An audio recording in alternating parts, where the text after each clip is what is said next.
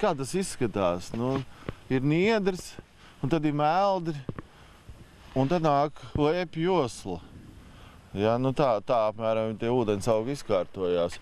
Un parasti meldri ir ūdenī, un mēs redzam, ko mēs redzam te, nu meldri sen jau vairs nav ūdenī. Ja? Un ja mēs pabrauksim uz otru pusi, tur paskatāmies citās vietās, lepas saknes ir ārā, un viņas normāli ir pusmetri zem ūdens.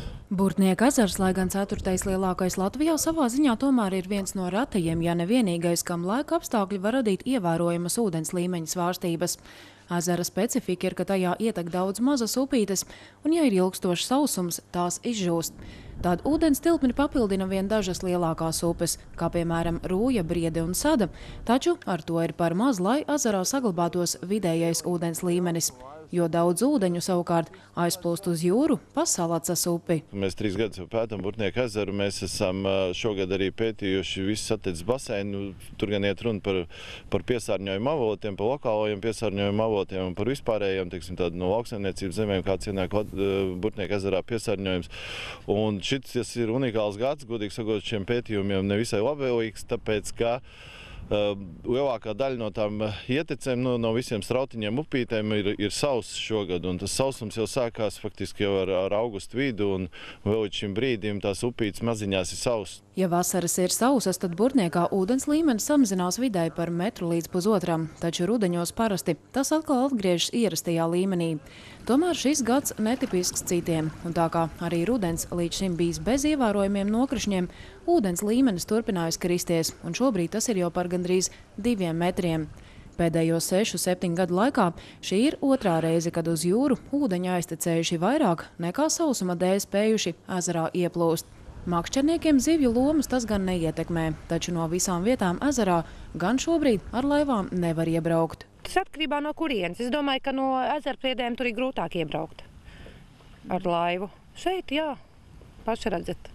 Tad no Raga gala ir vieglāk tur. Ir vispār bijis zems, bet tik zems nav. Nav redzēts vēl? Nav, jā.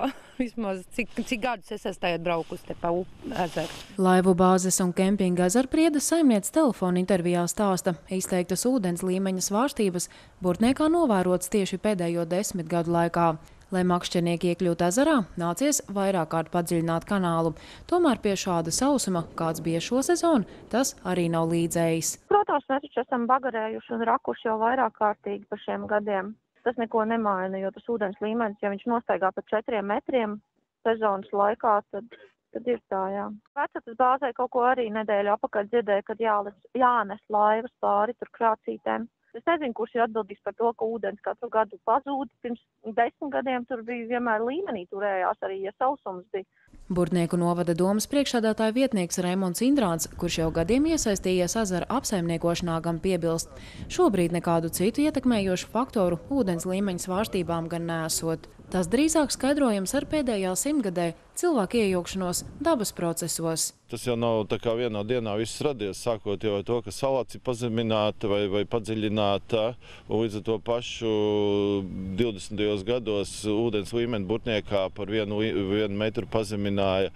Pēc tam sekoja 20. gadu beigās, 30. gados sekoja arī Briedes un Rūjas un Sedas meliorācijas iztaisnošanas, tad sekoja visu zemju meliorāciju, gan lauksaimniecības, gan meža zemju meliorāciju, pēc tam sekoja 79. gadā pabeidza Silzemnieku dambi. Un tas viss, protams, sasummē to, ka, ja meliorētās zemes ātrāk nosasinās, vai ne, tad pēc katra lietas, vai ne, tas ūdens ātrāk satek un viņš ātrāk arī aiztek projām. Raimonds Intrauns vēl arī piebilst, pat ja pēkšņi uznāks augsts laiks un ezers aizsals pie pašreizējā ūdens līmeņa, satraukumam, ka zivis varētu slāpt, nesot pamata. Jāpiemina, ka ir bijuši gadi, kad Burtnieks, kurš nav no tiem dziļākiem ezeriem, spējis pārsteigt arī ar ievērojumu ūdens līmeņa celšanos. Tā, piemēram, Palu laikā ūdens līmenis pakāpies pat 3,5 metrus augstāk, tā ka Burtnieku centra kanāla augšpusē esošā Kupica bija paslēpta zem ūdens.